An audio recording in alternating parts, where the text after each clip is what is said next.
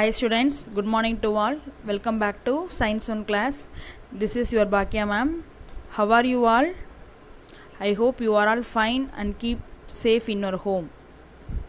Okay dears, nowadays changing the climate, so take care of your health. Drink more hot water. Don't go out unnecessary. Okay dears, take care of your health. It is a very important. Okay, next today we will going to learn about new lesson 2. Okay, so take your science 1 book, note, pencil, everything, get ready dears. Take your science 1 book, take page number 12, unit 2, force and pressure. Okay, first underline the word force and pressure.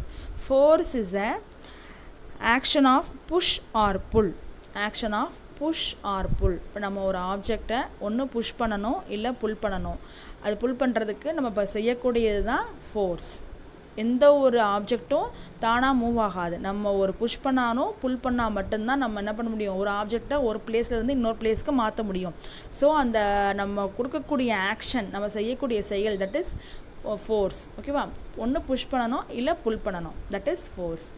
Next pressure is a force acting on a unit area. ஒரு particular ஆப்ஜெக்டில் நம்ம ஒரு ஃபோர்ஸை apply பண்ணும் பொழுது அங்கே அந்த ஃபோர்ஸ்னால் ஒரு effect வரும், that is pressure. That is force acting on unit area. ஒரு பர்டிகுலர் ஏரியாவில் நம்ம ஒரு ஃபோர்ஸை அப்ளை பண்ணி அதனால் வரக்கூடியது தான் ப்ரெஷர், எஃபெக்ட் தான் pressure. Okay, are you understand what is meaning by force, what is meaning by pressure? What is a force? Yes, force is a action of push or pull. Pressure is a force acting on a unit area. That is a meaning. Okay, now first paragraph, introduction. We see many objects in our daily life. Some of them are moving and some of them are at rest.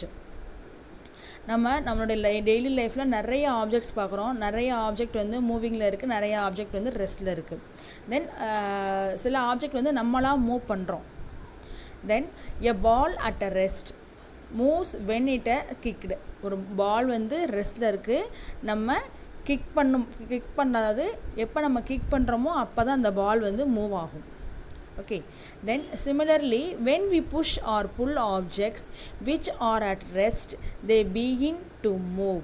நம்ம ஒரு ரெஸ்ட்டில் இருக்கக்கூடிய ஒரு ஆப்ஜெக்டை நம்ம புஷ்ஷோ இல்லை புல்லோ பண்ணால் மட்டும்தான் அந்த ஆப்ஜெக்ட் வந்து மூவ் ஆகும்.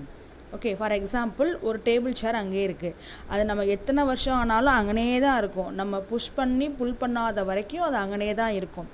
அப்போ நம்ம புஷ் பண்ணோம் அப்படின்னா மட்டும்தான் அந்த டேபிள் சேர் வந்து மூவ் ஆகும். You understand? Next, this push or pull is called force. நம்ம கொடுக்கக்கூடிய புஷ்ஷும் புல்லும் தான் force. What is a force? Force is a acting push or pull.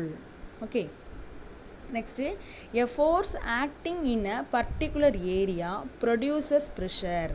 ஒரு ஃபோர்ஸை நம்ம ஒரு பர்டிகுலர் ஏரியாவில் நம்ம அப்ளை பண்ணும் பொழுது அங்கே வரக்கூடியது தான் pressure. Are you understand? Okay, next, for example, when we fasten a nail on the wall, pressure is exerted. நம்ம என்ன பண்ணுறோம், ஒரு அயன் நெயிலை வந்து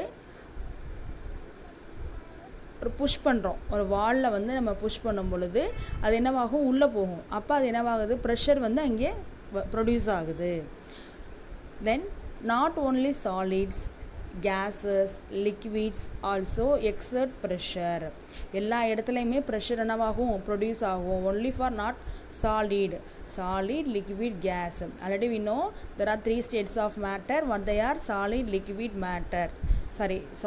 liquid, gas. இந்த 3 ஸ்டேட்ஸ்லையுமே ப்ரெஷர் வந்து எக்ஸர்ட் ஆகும். Pressure exerted by liquids and gases find application in different field. gasலையும் liquidலையும் வந்து different fieldல வந்து pressure வந்து exert ஆகும். then hydraulic lift, hydraulic brake. hydra means water, so water is a liquid. hydraulic lift and hydraulic brake are the working due to liquid pressure. The two of them working due to the pressure, அதாவது pressure வந்து exert ஆகிறதுனால அந்த hydraulic லிஃப்ட்டும் hydraulic பிரேக்கும் work ஆகுது. இது நம்ம வந்து இந்த லெசனில் பார்க்க போகிறோம். ஹைட்ராலிக் லிஃப்ட்னா என்ன, ஹைட்ராலிக் பிரேக்னா என்னன்றதை. Okay, in this lesson you will study about the force and pressure. You will also study about the surface tension and viscosity and friction. Already நீங்கள் லாஸ்ட் இயரில் சர்ஃபேஸ் டென்ஷன்னா என்ன, விஸ்காசிட்டினா என்ன, ஃப்ரிக்ஷன்னா என்னன்னு படிச்சிருப்பீங்க. Today in this class we will learn about force and pressure exerted at the three states of matter. Okay, that's all. Next, force. Okay, force is a acting push or pull. We do so many activities in our daily life like opening a door, kicking a football, striking a carom coin, etc. These are all the one doing anyone push or pull. Okay, for example, opening a door, some doors are push opening the door, some doors are pull the door. Okay, then here apply the some external agency. Next, kicking a football. Kicking a football, we apply anyone external energy, apply the ball is moving. Okay, so kicking a football, then striking a carom coin. நம்ம நார்மலாக நம்ம ஃபிங்கர்னால நம்ம என்ன பண்ணுவோம், strike பண்ணால் தான் அந்த coin move ஆகும். So we apply any one some external agency. Okay, so to do these activities external agency is needed. இது எல்லா ஆக்டிவிட்டிக்கும் ஒரு எக்ஸ்டர்னல் எனர்ஜி வந்து தேவைப்படுது. That is force. This external energy is called force. The external energy is called force. Okay, then force can either set an object at rest into motion or bring a moving object to rest. So the force rest into motion into rest. For example, fan. Okay, the fan is now rest. We apply any one external agency, the fan is moving. Okay, the same fan is moving, some external energy is applied, the fan is come to rest. Okay, நம்ம சுவிட்சை on பண்ணி of பண்ணாதான் மூவிங்கில் இருக்கிறது ரெஸ்ட்டுக்கு வரும், ரெஸ்ட்டில் இருக்கிறது மூவிங்க்கு வரும். So this activity doing only the some external energy. This external energy is called force. Okay, are you understand? Next, the force can change the shape and size of the certain object. For example, you take any one iron ball. Okay, the iron ball hit the hammer. Okay, use a hammer, hit the iron ball change the different shape.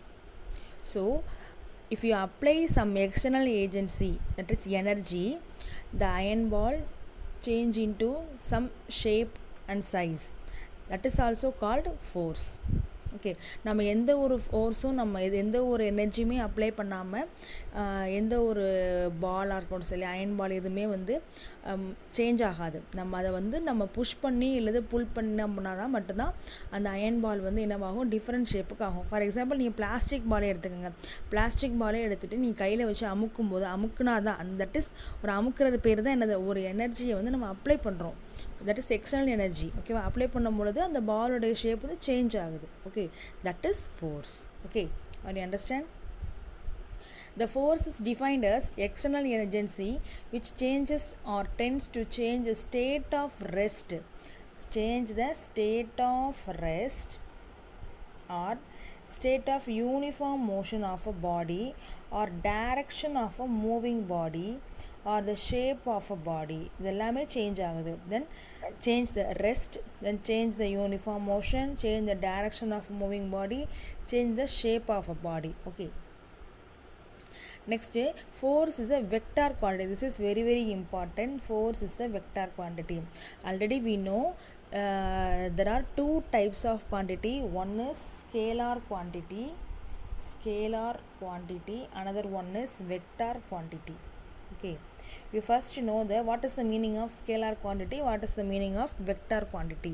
The scalar quantity is the only for magnitude. Okay, the magnitude means value. Okay, for example, volume, okay, volume, density, இதெல்லாமே நம்ம என்ன பண்ணுவோம், some values, 50 volume, then 60 density, that like said only for magnitude, that is scalar quantity. Okay, the vector quantity is magnitude plus direction, magnitude plus direction, that is a vector quantity. For example, vector quantity, the force is the 10 Newton, the 10 Newton. இப்போ நம்ம என்ன பண்ணுறோம், ஒரு பாலை 10 Newton ஃபோர்ஸை வந்து நம்ம apply பண்ணுறோம். அப்ளை பண்ணும்பொழுது அந்த பால் வந்து சம் டைரக்ஷனில் மூவ் ஆகும். அப்போ direction also included. Okay, magnitude plus direction, that is vector quantity. So the force is a vector quantity because the force have a magnitude and direction. So that's why the force is vector quantity. Are you understand? Okay. The force is a vector quantity which has a magnitude and direction. Underline the word magnitude and direction. Okay, then it is measured by a unit called Newton. It is measured by a unit called Newton because the force is invented by Newton. The scientist name is a SI unit of force, Newton. Underline the word Newton. This is a force. Okay, or you understand, the force is the simply push or pull or external agency, that is force. Okay, the force is the vector quantity, the unit is Newton. Are you clear? Okay, next, effect of force. Okay, we applying any one external agency, the object can change, some changes. Okay, that changes is effect. One is the moving object is come to the rest position, the rest object come to the moving position or change any shape. Okay, that is the effect of force. Observe the strokes a batsman in a cricket game. If he wants to hit the cricket ball to the boundary, the striking force on a ball must be greater. So the greater the force you apply on a body, greater will be its effect on it. For example, ஒரு cricket மேட்ச்சில் bowler வந்து போடக்கூடிய பவுலுடைய ஃபோர்ஸை விட batsman கொடுக்கக்கூடிய force அதிகமாக இருந்தால் தான் பால் வந்து பவுண்ட்ரியை ரீச் பண்ணோம். ஓகே, பவுண்ட்ரி லைனை ரீச் பண்ணோம். ஸோ நம்ம பவுலர் கொடுக்கக்கூடிய ஃபோர்ஸை விட பேட்ஸ்மேன் கொடுக்கக்கூடிய ஃபோர்ஸ் வந்து அதிகமாக இருக்கணும். அப்போ தான் எஃபெக்ட் எப்படி இருக்கும், அந்த பால் வந்து பவுண்ட்ரி லைனை டச் பண்ணும். Okay, then if you prick a blown up balloon with a single pin, it will burst. Okay, first in the activity doing, fix a matrix of a sharp pins on a wooden board in rows and columns. Take a big blown up balloon, place it gently over the pins and place a small book on the top of the balloon. Will the balloon burst? Will the pins prick the balloon? Okay, first என்ன சொல்கிறாங்க, ஒரு பலூனை வந்து நீங்கள் ஃபுல்லாக ஏர் fill பண்ணிவிட்டு கீழே வந்து தென் ஷார்ப்பு பின்னை செட் பண்ணிடுறீங்க. ஷார்ப்பு பின்னை செட் பண்ணிவிட்டு அது மேலே பலூனு, அதுக்கு மேலே ஒரு புக்கை வெயிட் வைக்கிறோம். வெயிட் வைக்கும்போது பலூன் வந்து பர்ஸ்ட் ஆகுமா, பர்ஸ்ட் ஆகாதா? That is the question. Okay, will the balloon burst? Will the pins prick the balloon? Balloon burst ஆகுமா, தென் அந்த பின்னு வந்து பலூனை ப்ரிக் மீன்ஸ் அந்த ஓட்டை போடுறது. ஓகேவா, ஓட்டை போட்டு பலூனை வெடிக்க செய்யுமான்னு கேட்குறாங்க. Okay, if you brick a blown up the balloon with a single pin, it will burst. இப்போ பலூனை ஒரே ஒரு நம்ம சிங்கிள் பின்னால் வந்து நம்ம ப்ரிக் பண்ணும் பொழுது கண்டிப்பாக அது பர்ஸ்ட் ஆகும். But this did not happen even though many more pins were pricking the balloon. இப்போ நிறைய பின்ஸ் இருக்கிறனால அந்த பலூனை வந்து போய் அது ப்ரிக் பண்ணாது. Okay, a single pin produce a large pressure over a small area. ஓகேவா, ஒரு ஸ்மால் ஏரியாவில் ஒரு சிங்கிள் பின் வந்து ப்ரிக் பண்ணுச்சுன்னா கண்டிப்பாக அந்த பலூன் வந்து பஸ்ட் ஆகும். அப்போ லார்ஜர், அதாவது ஒரு ஏரியா வந்து கம்மியாக இருக்கும் பொழுது அங்கே வரக்கூடியது ப்ரெஷர் லார்ஜாக இருக்கும். That is concept. இதுதான் நமக்கு இந்த லெசனில் அடிக்கடி வரக்கூடியது. ஸோ நல்லா கவனிங்க. ஏரியா வந்து ஸ்மாலாக இருந்துச்சு அப்படின்னா ப்ரெஷர் வந்து ஹையாக இருக்கும். இதை வேணால் சைடில் புக்கில் எழுதி வச்சுக்கோங்க, ஓகேவா? Area small, the pressure is very large. That is the concept.